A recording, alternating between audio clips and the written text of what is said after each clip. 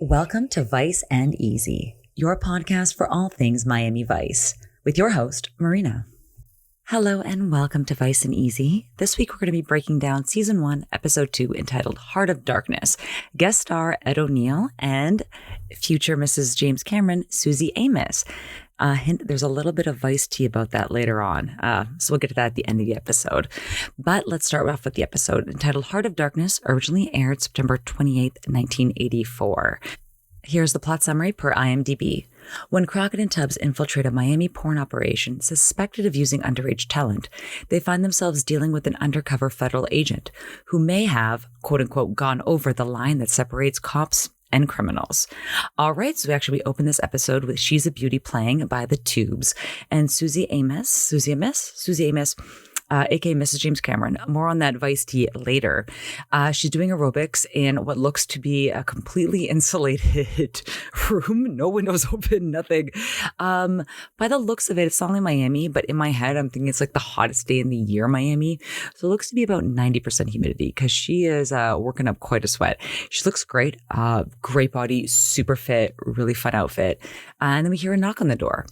And it's an air conditioner repairman, and they get into a little bit of a problem when it comes to payment in this next clip. You know there's a $40 minimum on house calls. $40? Gee, I don't have that kind of money. I mean, I just got off the bus from Nebraska. I don't know, maybe you could take a personal check?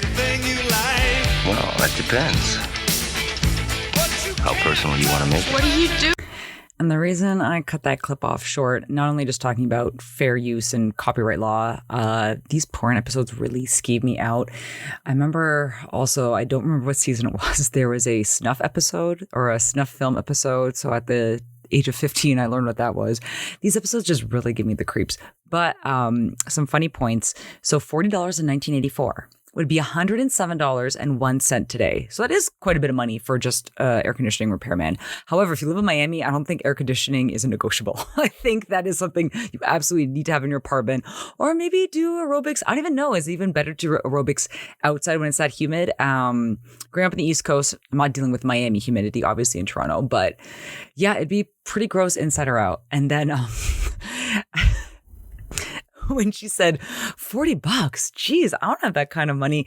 I instantly thought of that Trailer Park Boys clip where Ricky's asking his dad for $30. I'm going to play it right now. Dad, I hate to ask you this, buddy, but can I borrow $30? What are you, crazy? I don't have that kind of money. I quote that all the time. So now that we're back on set, it's revealed that Crockett and Tubbs are on set. Crockett looks very, very, very handsome in his lilac shirt. You can see that on the website. Susie as well. I mean, Penny McGraw. Penny McGraw is the character's name. Also looks amazing in this baby blue robe that is also similar to one Gina has. I want to say it's second or third season. I remember I also clipped that. So I'll definitely have that and kind of do a side-by-side comparison once we deal with that episode in the future. And the director looks super sleazy. It's just everybody looks 10 out of 10. This is exactly what you would think a porn set in Miami would look like. My God, that humidity though. Can't even think about it. But unfortunately, Penny's not feeling too great. And the director is giving her not the greatest pep talk in this next scene. Next scene is what I named the clip. I don't feel so great about the next scene. I mean, I don't know if I can really go through with it. What are you talking about? You're going to be sensational. Why can't you trust me, huh? Look, honey, you're just a little tired, so why don't you have a lie down for about 5 minutes? I'm going to relight the close-up, okay? Here, I'm going to use my office, all right? Show's gotta go on. That is the most depressing use of the show's gotta go on, or the show must go on I've ever heard. Just, you see, like, these episodes are just so skeevy, but we're going to get through this because actually it's a lot of fun. We got Ed O'Neill. We have a montage. We have a really good montage. Got lots of great outfits. It's going to be a great episode. So Crockett and Tubbs are there. They're talking to the director and they want to meet this mysterious figure named Kovitz. However, the director is not really having it. He's trying to say that if you talk to one person, you're really talking to Kovitz. And how do you say that in a super sleazeball way? This next clip. Richard, my man, listen to me. If you talk to Arty, you are talking to Kovitz because it's all channels of power. It's just all channels of power. So now here's your film. Let's see. And the reason that the sound resolution changed in that last clip is because now we cut to Zito and Switek who are listening in. So there's about to be a bust. And like 2 seconds later, bust happens, and I got a really, really, really good shot. I'm very proud of this, of the director trying to flee with his shirt open. And so that's great. Again, you can see that on the gallery. I'm very proud of that. I was very, very, very proud of that because that caught my attention instantly. And so actually we're dealing with the extended credits again. We won't get to the credits we know and love, I believe, until episode 6. So again, it's kind of that long play intro. It's still good, but it's not the exact one that I grew up with, aka the one that I made my ringtone for 10 years? No, 8 years. It was wow, yeah, it's been a long time. I'm no spring chicken anymore. So I digress. Now back to the episode. So now that I have to look this up, the part where after the credits, like the first scene, thank you. The first real scene. The opening song is Missing You by John Waite. I'm going to talk about this a little bit more when we get to the ranking songs portion of the show, but I'm not a fan of this version. There are 2 versions. There's one with just an instrumental intro, which is the one that I'm used to, which I believe was the one that was on the Vice City soundtrack. And then there's this one that has Missing You. Oh no, it doesn't hit the same way. Like, I have listened to that song very, very, very, very emotionally charged, and I have cried to that song driving. I have cried to that song walking. I have cried to that song on the subway. This song was a very big part of my life as like a young adult teenager. So I do have a very special relationship with that song, and I do apologize for the digression, but yes, I just don't like this version. And I guess it kind of might fit in thematically, which we'll talk about at the end again, but meh. Well, aside from that, what are they doing when they're playing Missing You by John Waite? So Crockett and Tubbs are being driven with the director and a driver. What's the driver's name? We don't know. We don't know anything. But again, Crockett and Tubbs are pressing to meet Kovacs. And because the director also mentioned that Kovacs goes through Arty, channels the power, they're also pressing to meet Arty. However, the director's not really giving them anything, giving them any leads, giving them any chances. The driver notices that they're being followed. I also caught a picture of this in the gallery where you can see the car behind in the rearview mirror. And so to escape the tail, or that's what they keep calling it, a tail, which I like, sloppy tail. So to escape the tail, they make not really a U-turn. It's just like a very loud, conspicuous, it's like a C-turn almost. I don't know how that didn't attract more attention, but loses the tail. And then so once they get dropped off, Crockett's, Tubbs, and the director tells them, hey, that driver actually was Arty. So again, Crockett and Tubbs are just kind of feeling like they're just climbing this uphill mountain, that they just can't get these guys that they really need to kind of solidify their work on this case. And the next scene, we cut back to the precinct, where Crockett and Tubbs, where Tubbs is kind of complaining about Miami. And it's kind of still that like fish out of water situation, and how he got lost on the Dan Schuler Expressway. And he asks, who names a freeway after a football coach? And I'm like, the South. It is a whole different culture down there with regards to football and college football. And that's something I kind of had to learn once I started bartending in Los Angeles, because even college football is big here. It is not as big as it is in the South. It is insane in the South. And it's wild. I just kind of imagine what it would have been like to go to a Southern school with this like huge football atmosphere. I think it would have been a ton of fun, but I digress. You know who didn't have any fun? Canadian university football fans. Ha, I joke. We do have a thing called the Vanier Cup. U of T never won it when I was there, so no idea on that. So while they're just kind of, cracking jokes, Crockett's actually trying to get through to the Bureau. And by this, he means the Federal Bureau of Investigation, aka the FBI. So as we see in this next clip, we get a little bit of news and a little bit of update while Tubbs is still kind of talking a little bit of smack. However, before I went off on this college football tangent, Penn McGraw has already been released. This is the news they got. Crockett has been repeatedly trying to call into the FBI, the Federal Bureau of Investigation. And it turns out that the sloppy tail that cut their ride short with Arty was in fact the FBI. So there's this long running joke within the entire episode that whenever FBI agents come on screen, Crockett and Tubbs will go dun dun dun dun. It's really funny, and I kind of didn't understand why at first. And then when I rewatched, I was like, oh, because they mess up the tail, like they mess up the easiest part, and so it is very funny. And I don't know why, if the FBI has that reputation, because in my mind, as a civilian, they don't. I think the FBI is pretty serious, and I wouldn't want to mess with them. I wouldn't, exactly think that they were bumbling idiots, but who am I? Maybe in 1984, things were a little bit different. And so basically, the FBI wants to work with Vice to catch COVID, and they kind of ask about Arty, and they don't really push more than that about Arty. And then Crockett goes to Trudy, asks her to do a little bit of recon on Arthur Rollins. This is the name he gets. However, just within the span of a couple minutes, then they get some bad news. They found Penny McGraw. Homicide, just called. Oh, no. So the next scene, they're at Penny McGraw's apartment. Crockett is on the phone. It's a chrome-coated rotary phone. Obviously, I took a picture of it. While you can see the paramedics carrying out her body. So they're kind of doing a little bit of research, seeing what's going on, and they get the news about who and what was really funding this apartment in this next scene. Rent's paid through a holding company, Kovik's. Now, it could have been an OD. They found a regular pharmacy in her bathroom. Coke, Ludes, Nembutol. Hey, you really don't believe this was an accident? Maybe Kovik's figured her to roll over and sent one of his guys. You mean like Arty? Wait, what accent is this? An accident. Accident. Okay, I know that I also have an accent, but I do not know what part of New York that accent is supposed to be from.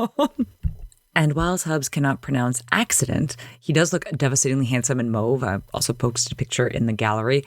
Trudy comes to the scene. She did a little bit of recon, and she has some news for Crockett and Tubbs. Code, federal access only, confidential. Come on. Did you get anything or not? Well, I broke a few rules and punched in some government access codes. Turns out your Arty Rollins is a Fed. What?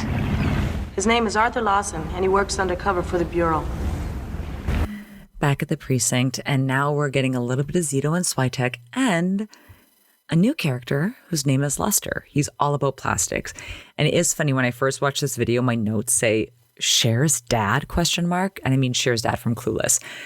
And because I remembered that Cher's dad does have a part in an episode, but I forgot which one. So I cross-imagined them. I guess that would be like the proper word is. Like I misremembered them. So basically Dan Hedaya, who actually is Cher's dad, is coming up in a few episodes. But this gentleman for now is not Cher's dad. Not really sure what else he's been in. He does pop up in a few other episodes, so I can do like an IMDb deep dive on him. But in short, Rodriguez has commissioned them or ordered them to do an undercover counterfeit heist. So Tubbs is giving them tips about setting up the counterfeit counter. 2 really great tips is to raise the actual counter and to put a centerfold or a naked lady by the camera to force the guys to look up to get their face on video. Because again, we're dealing with 1984 CCTV. It's actually a little bit more advanced than CCTV technology. It basically looks like better quality than when they film me at the Target self-checkout. But actually, so Crockett and Tubbs are on the way to meet this gentleman named Claiborne, thanks to Crockett kind of finessing Switek. Basically, long story short, Crockett had covered for Switek's ass when he crashed a surveillance van. So this is kind of a favor coming back around. And just FYI, this is a long clip, but here's Crockett and Tubbs talking to Claiborne. Arthur Lawson's probably one of the best undercover agents we've got. Officially, of course, he's just another company man. How long's he been under? This time, about 8 months. He's taken a lot of assignments over the past couple years. Maybe one too many. What do you mean? Well, I wouldn't even be meeting you here today, but Arty Lawson's a good man. Some people down at the Bureau just... 6 weeks ago, Art Lawson sort of disappeared. What do you mean? Why didn't anyone bring him in? Could we? We didn't know where he was. Everything was going fine till 6 weeks ago. Cut himself off. He moved out of his wired apartment, abandoned his car, stopped filing reports. It was just blind luck that our agents found out you guys had connected with him. What are you trying to tell us? The Bureau doesn't like blemishes. Not to mention that a federal agent can be terribly valuable with what he knows to any criminal endeavor. What I'm saying is some people down at the Bureau think that Lawson's gone over to the other side. Tell Switek we're even. So Arty has been MIA to the FBI for about 6 weeks now. And when Crockett asks, why hasn't he been brought in? I really want you to remember that part. Being brought in, asked to be brought in. Just keep that in mind. That's a very interesting, it's a very important plot point that I really want to touch on later on. But guess what time it is? It's a montage time. So they're getting ready to finally meet Arty and Kovic and go to this fancy dinner. And the song playing is Going Under by Devo. There's money clips. There's Ferrari keychains. I think there's ammo as well. You can see it on the gallery. I really enjoyed this scene, and I really liked that it was a great thematic song choice. We'll talk a little bit more about it later. But now let's get ready to go to dinner because the scene of this dinner is great. The venue's great, and it's, again, a lost... These don't happen anymore at these supper clubs. And when they finally meet Arty, Arty kind of explains why he had to, pull that little ruse on them in this next clip. Arty Rollins. Sonny. Listen, I'm sorry about that little charade the other day. Can't be too careful. No problem. Come on, I got a booth in the back. All right. There was a lot to talk about with the visuals of the scene. Number one, Crockett's mesh undershirt. With, my boyfriend said something like a shark skin, shark tooth. I don't know what fabric it is, but it's like a shiny blue fabric. I'll ask him. I'll fact check. And he looks so handsome, which is the reason I can get away with this, because being Don Johnson and everything. But I burst out laughing when I saw him wearing this outfit. He looks amazingly handsome though. Like, you cannot deny it. Tubbs looks better. He looks a little bit more subdued. He is dressed in gray with an opaque fabric covering his chest. I guess, Tubbs is no stranger to open shirts, but Crockett's mesh shirt takes the cake in this one. And then the ambience of the supper club, these are long gone. Like, these don't really exist. There were clubs, like I mentioned earlier, like in Montreal and Toronto, there were these kind of like quasi lounge bar club setups called supper clubs, but not in the way of this. I really actually enjoy Arty's date, not his wife's, his date's outfit, which is like a lavender, I want to say it's like a cross top chiffon. It's very beautiful. I just put a picture of it. I can't accurately describe it with my words, but it's a great picture. Definitely check it out in the gallery. 10 out of 10 for her. And in this next clip, I want you to tell me you're a sleazeball without telling me you're a sleazeball. We're looking to buy volume. We're carrying cash. Jimmy told me. We'll grab a bite to eat. We'll talk business later. Sam. I jumped ahead a little bit. They had not sat down. I was getting so overwhelmed with how beautiful and how amazing and how cheesy this whole scene is. So that Sam in question is Sam Kovic, who's the guy they've been looking for, who's the porn impresario. Having dinner, telling anecdotes. The anecdotes, hate these episodes. Basically, he's saying that one of his talent, or a member of his talent, didn't want to go through with a scene or a role. So,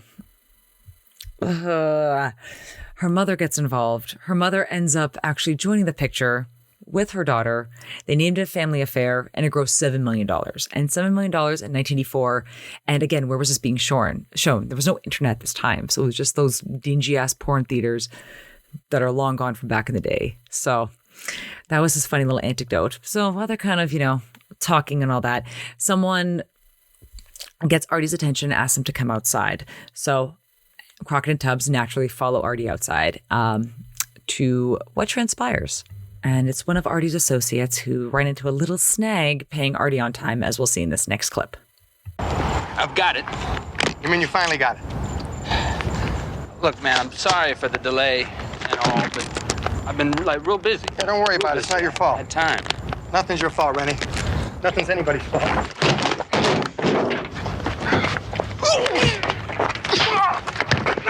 I'm kicking the hell out of you. Huh? It's not my fault. I'm kicking the hell out of you either, Rennie.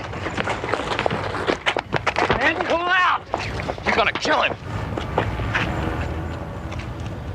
Don't you ever interfere with me again!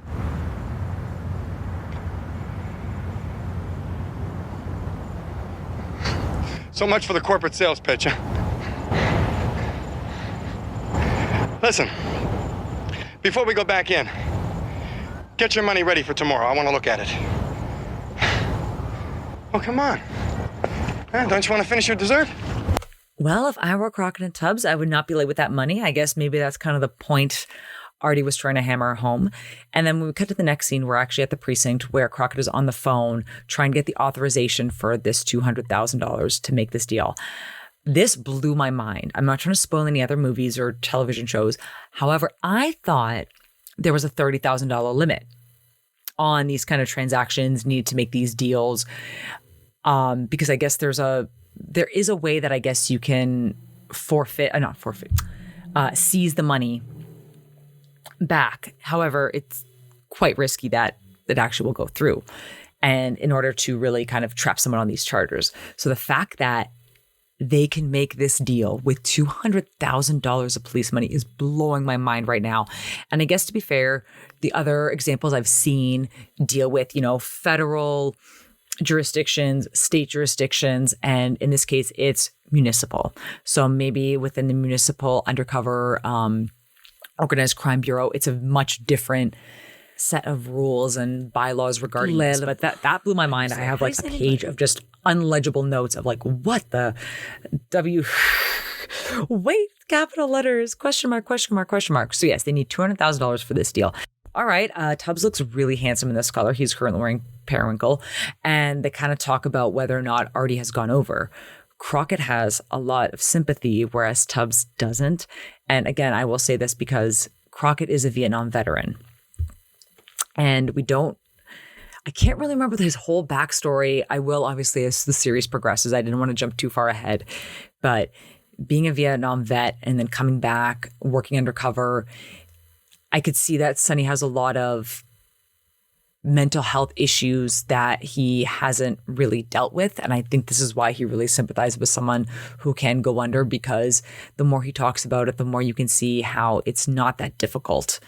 And if the structures and the help isn't there to help someone, prevent them from going under and prevent them from succumbing to mental illness while they're going undercover, because think about it, you're isolated from your family and friends. You're living this double life and you're in constant fear. You could just be taken down at any time. So you're so vulnerable and you don't have anyone in place to really comfort you except for the organization that is putting you in there.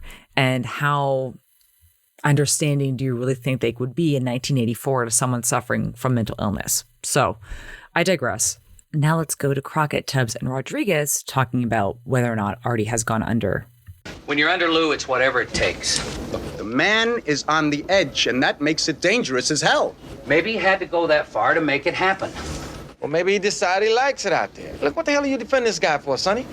What is this? You too? Hey, man, look, I'm just asking. Because I know how it is when you're living the role month in and month out. Because I've been where he is, in deep. All right, look. If we bring him in now, the entire Kovacs investigation goes down the tubes. Now, look, can you honestly tell me that Arty Lawson hasn't gone over to the other side? No. Well, then, damn it, find out. Then you'll get your money.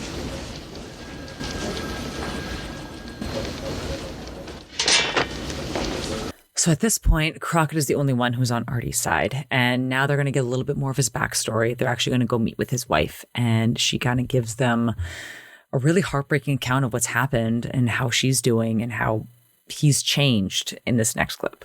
Cover, nonstop, ever since we've been married. Never taken a break. One vacation in 4 years. What kind of life is that? When was the last time you heard from Arty? It'll be 3 weeks this Thursday. He called me from some club. What did it sound like?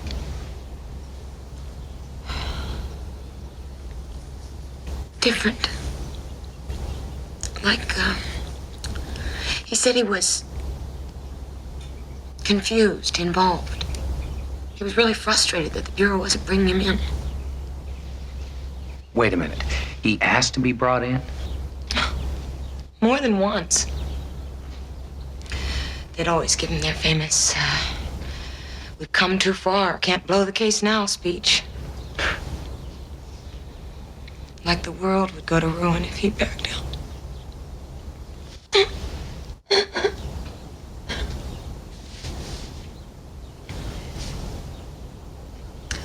Please, bring my husband back.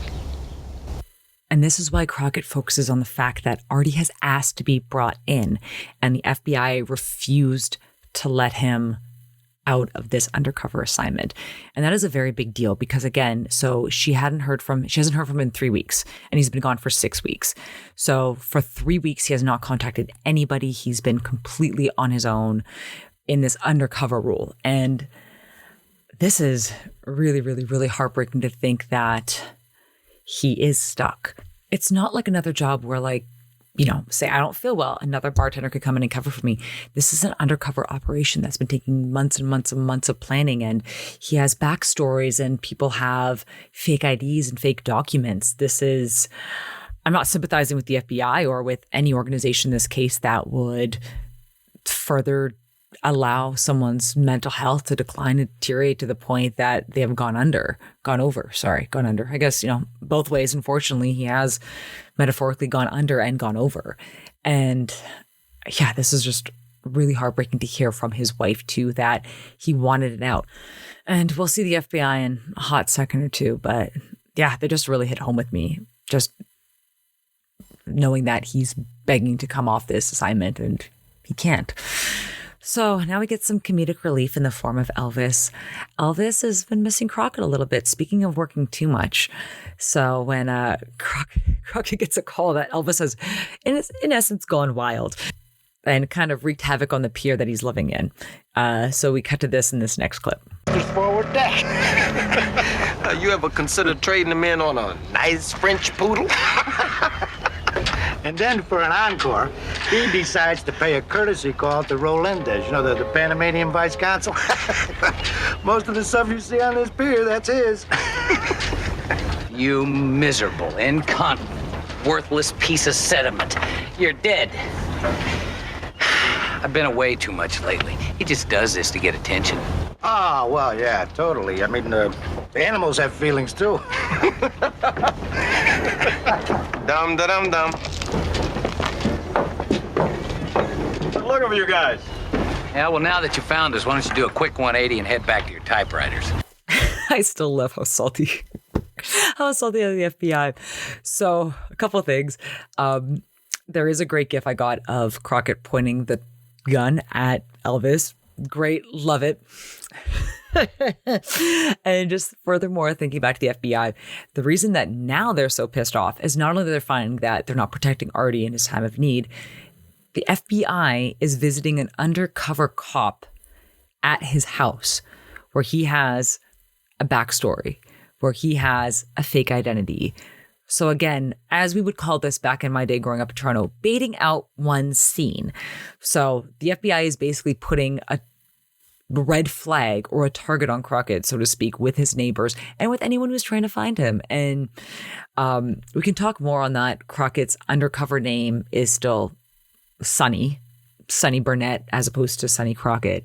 And that if he was kind of like a big shot college football star named Sonny Crockett, that people might recognize him. Now, I understand that they're not always dealing with domestic criminal, so to speak. They're dealing with more on an international level in most episodes, but that always made me laugh. I was like, how undercover are you when, like, college football player in the South? Much different. If he was a college football player in Canada, no one would care about him. In the South, much different story. But yes, they still have beef with the FBI, and it turns out the FBI kind of have a bone to pick with Crockett and Tubbs, and we'll see what happens in this next clip. Why don't you find him yourself?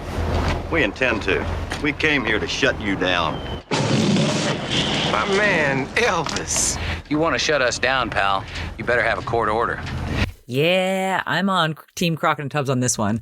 Because again, they're playing by the book. They're trying to follow the rules. They're trying to get this guy to come back from the deep end. FBI doesn't really seem to be doing as much in this case.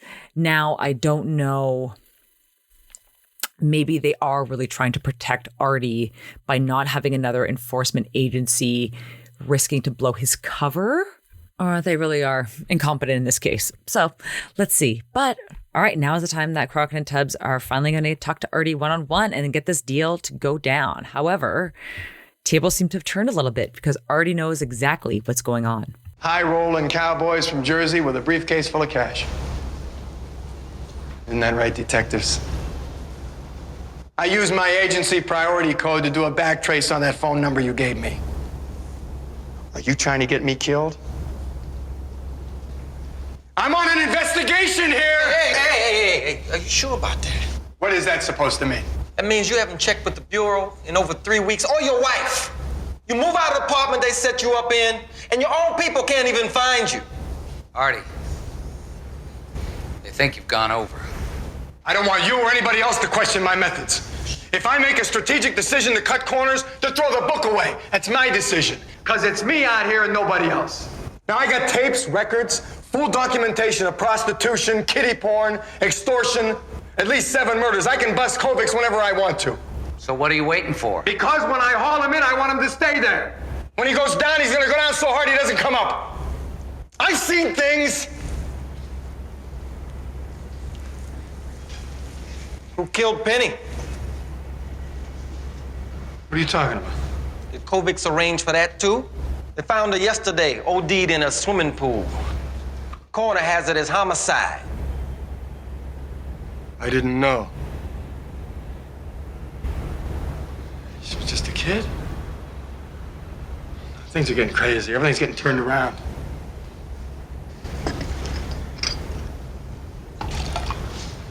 Listen, man. I know what you're into. I spent the last 10 years doing it. Living, eating, breathing, getting in so deep that you don't even know which end is up. It takes its toll.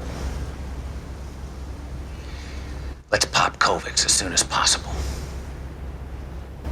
Now, I do appreciate that in that conversation, Arty admits that what may look like going under to others means that he needs everything he can get in order to bust Kovics. And I have seen that in other films and movies that it's so easy to get off on a technicality or, to post bail and dip, as we saw with Calderon. And the entire case is basically just gone and it just slipped through your fingers and on a technicality or on something that you could have controlled. So I do sympathize with him on that. And since that $200,000 got approved as well, I guess his deal is really going down. I still can't get over it. I want to look this up after this episode and see what it just blows my mind. Blows my mind. However, on a different note, I do have a couple pictures. Arty, aka Ed O'Neill, aka Al Bundy. But yeah, he looks great. I really like. He has like a little thin gold chain. It's like not too sleazy, but like sleazy enough for this role. Really like it. Well, it's happening. So back at the precinct, they're kind of getting ready and discussing what their plan is. I forget what this is called. It's kind of like a pre-shift. Roll call is in the beginning. Roll call is like what they would start off with Hill Street Blues, where like, good morning, here's your beat, here's your beat, here's what you're doing this morning. So this was just kind of like a little pre-shift, little preparation for the takedown. So remember this again. Rodriguez says, I don't want anything to happen as a result of a sloppy tale. And we also see Lester hooking Tubbs up with, it's 1984, with a giant tape recorder as his wire. I know that now technology's come a long way, but yes, this was how it was done in 1984. And it still makes me chuckle. I even talked about this recently. What do you do for wires now? Because with cell phones, I know with my iPhone, when I'm recording with my microphone, whether I'm recording a voice memo or anytime while my microphone is active, a red dot appears on my cell phone. So I would just assume that criminals or, criminal masterminds would just confiscate your cell phone if you're kind of in the middle of a deal. So I just wonder what they use for wires now. But I guess now you can just have like a tiny little mic that's just in your bow tie or in your tie clip, something very inconspicuous. But yes, in 1984, it was a giant Walkman underneath your shirt. So now we cut to Crockett and Tubbs meeting Arty, getting to the limo, meeting Kovics and his bosses, kind of talking about the plan, about the money, when what sounds like Pat Benatar's Heartbreaker, kind of like a demo or an instrumental version, similar to the demo version of Girls Just Want to Have Fun in the pilot. It sounds like Heartbreaker, but like a little bit off, like not fully polished yet. Starts playing out of Tubbs' chest. Oh no. So now they're busted. They say that they're cops and that the cops will be there in minutes. However, Kovic knows a little bit better and says, oh, gee, I don't see any. I don't know why I didn't record that clip. I do apologize. It was a very funny clip. And I did take a picture of kind of the background. They passed by what is called Tropical Chevrolet. And I just really like the layout of it. I just really like the layout, the colors, the neon. Like, it's not too bright. It's not too garish in your face, but just like a nice little like hints of Miami kind of coolness in there. And so they're going up a bridge where I believe it's a causeway, where the bridge opens to allow boats to pass underneath and then closes back up.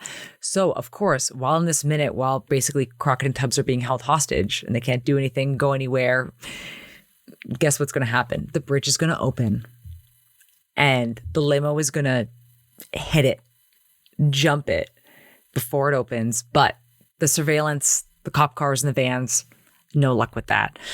So they end up, guess where they end up? A port. Just like everything that goes on in Miami Vice always ends up in a port, which makes sense. But, you know, I like it. It's dark, not a lot of surveillance.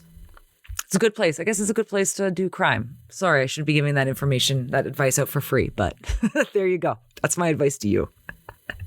And now Arty's bosses are basically Kovitz and company, kind of have Crockett and Tubbs in a corner. And they know that they're cops. They fully know that they're cops. However, they want to bestow the honor to Arty in this next clip. Hold it a second, Larry. This one's Arty's.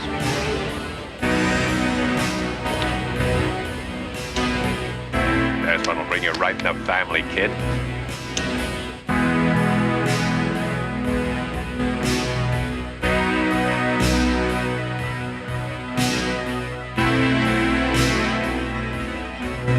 Sure you're up to the job, Arty?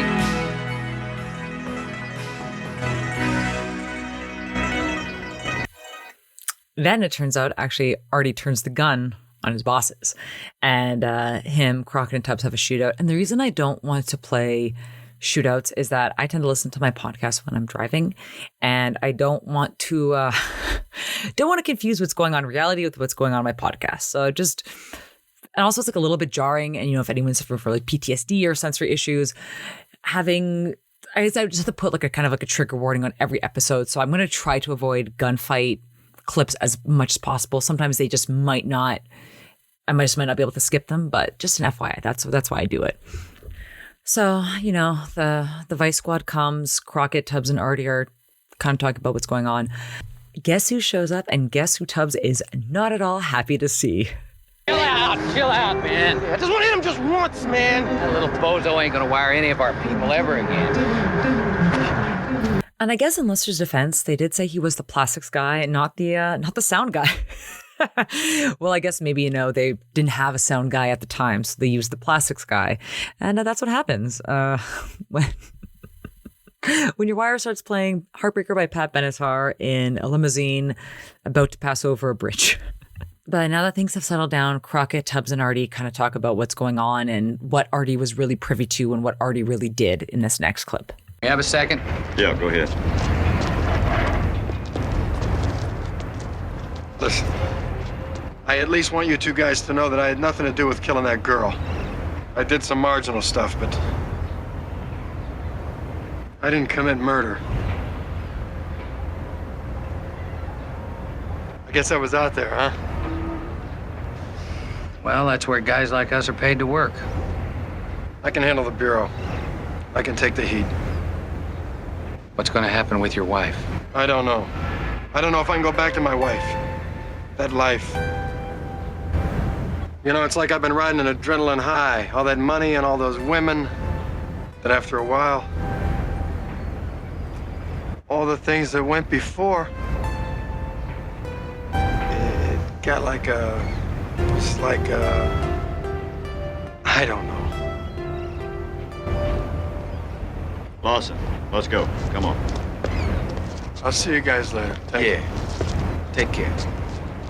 Oh, his poor wife. Like, I feel bad for both of them. Obviously, I feel really, really conflicted about who I feel worse for, but I think they just both have a really shitty hand of cards at this point, where she has someone that she loves and support who mentally can't come back from this. And then I have Arty, who is completely unsupported by the FBI with his mental health issues. So, God, I feel bad for both of them. But they celebrate, the crew celebrates, it goes to a bar where the bartender is smoking a cigarette behind the bar. I took a picture of this. I hit rewind like 5 times to get this because I was like, no way. This whole bar scene is great. It's only like 2 minutes long. You have a guy in like a kind of like a curvy white unbuttoned dress shirt. I can't even describe it. You have to see it in the gallery. It is too good for words. You have the smoking bartender. And what I really like, actually, it's probably my favorite song in the whole episode, is you have Masquerade by George Benson playing in the background. And kind of talking more about the struggles that go with undercover work. And unfortunately, Crockett and Tubbs get some bad news in this next clip. This is not a reflection of you, Sonny. It's the job. I don't see how you've been doing it as long as you've been doing. Why? You gotta be a little nuts. Fellas, just got a phone call from Federal Agent Russo. They've been debriefing Arthur Lawson for the past 3 hours. He stepped out for a breather, made a call to his wife, went into the men's room and hung himself. Oh my God, his poor wife. Poor Arty, man. Just... This episode, I do like that they touched on a topic that right now has a lot more prominence and a lot more weight to it, which is managing mental health conditions in the criminal justice system and giving support to people where there was not support before. But I knew that this episode was going to end on a sad note, but it still hurts every time. And really feel bad for him and his wife. And unfortunately, there was no way to come back from where he was. And he did kind of allude to that when he was talking to Crockett and Tubbs, but I don't think anybody could have foreseen that this is how it would end. And unfortunately, that's the episode. Doesn't end on a great note, but I do like the little comedic relief that in the credits, they cut to the picture of Elvis on the pier. So I put that as well in the gallery. It's like a little bit of a comedic relief after this episode. However, all right, end of the episode. Let's get to Viced tea. So, as I mentioned in the beginning, the opening shot was on Susie Amos. I think it's Susie Amos. You'll know her from Titanic. You'll also know her as Mrs. James Cameron. So James Cameron and her, this is all alleged. I can't say, this is just stuff I've read on the internet and stuff that I've read in tabloids. So James Cameron has a habit of marrying women he meets on set, which tends to be news to the wife at home. Put it that way. So he has been married 5 times. And Susie Amos is his last wife, and I believe they married in the year 2000. So they're going 21 years strong. So kudos to them. However, at the time when he was filming Titanic with Susie Amos, he was married to Linda Hamilton, who he directed in Terminator 2, Judgment Day, and Terminator. There was a $50 million divorce payout to Linda Hamilton in 1999 when they divorced. So the gossip is that he had an affair with Susie Amos on set of the Titanic, allegedly, and then went back home to Linda Hamilton. And then after awards season, after winning all those awards, allegedly left her for Susie Amos and had the $50 million divorce payout. It's all alleged, but that was a little Vice tea that, kind of popped in my mind. I don't really have any gossip on Ed O'Neill. I think Ed O'Neill just plays an asshole really well on TV, but I don't think he is one in real life. I do prefer him, obviously, as Al Bundy as opposed to Jay Pritchett on Modern Family. I think he was better as Al Bundy. I do love Gloria. I love Gloria and Manny. They are my favorites on Modern Family, but I think he's better as Al Bundy. And since Lester is not Cher's dad, I don't really have any tea. I don't even have any tea on Cher's dad. And when the episode comes in like 5 episodes, I'll see if there's some tea. I'll see if there's some tea on Dan Hedaya. But he was great as Cher's dad. He's also great. I'm talking about someone who's not even an episode yet. Okay, I digress. All right, now let's get to music. All right, now let's talk music. So even though it's like thematically on point because Susie Amos is super beautiful and she had a banging ass body when she was doing that aerobics routine in 95% humidity, I'm going to give She's a Beauty by the Tubes kind of like the last place. Then I'm kind of torn. Emo teenage me crying to this on the subway would not believe I'm going to say this, but I'm actually going to rank Missing You by John Waite, third. Oh, I have more Vice Tea. Oh, I totally forgot. So Nina Blackwood, one of the original MTV VJs, was dating John Waite. And he claimed, this was before the song came out, he claimed that this song was about her. And like, can you imagine? I would be very ecstatic, but also very sad if someone had written this song about me. But it turns out like she kind of did a little digging, and he had actually said this to a couple other girls that he had dated before that song came out, that this was about them. So I guess that was like his kind of like little like manipulation tactic. But I thought that was wild, because like, what a breakup song to have written about you, by the way. But yeah, it was not about Nina Blackwood, despite the rumors. But like thematically, I guess, you know, his wife is missing him and that part of him is gone. You can never get that back. But I don't know, I don't like that intro. So Going Under by Devo is going to top that one. I love it. Thematically relevant, good montage song, super fun. I really like Devo. I don't think they get enough respect for being as innovative as they truly were. So I'm going to rank that one. Where's Your Head Up by Basement Jaxx does sample a Devo song, and I didn't realize that till I was at work one day and a Devo song was on. I will research this and I'll get back to you. But so that was my number 2. Number 1, not surprisingly, is going to be Masquerade by George Benson. Very nice beat, beautiful lyrics, thematically relevant. Great song to bartend to while I'm smoking a cigarette behind the bar, because it's 1984. That blows my mind. I'm there had to be some kind of like health law that you can't actually actively smoke while you're tending to the bar. My God. But I just want to read, there's a little clip of the lyrics very quickly. Searching but not finding, understanding anywhere, we're lost in a masquerade. Both afraid to say we're just too far away from being close together from the start. We tried to talk it over, but the words got in the way. We're lost inside this lonely game we play. Woo, that is fire. That is great. That's my song for the episode. And with that, that is the song of the episode, hands down. Now we're going to get to my fave 5. So I already mentioned it, Tropical Chevrolet. I just love it. I don't know what it is about it. It's not super bright. It's not super cheesy. Just love it. Obviously, gratuitously unbuttoned shirts, as always. This is where I clipped the picture of the director. Also, Ricardo Tubbs.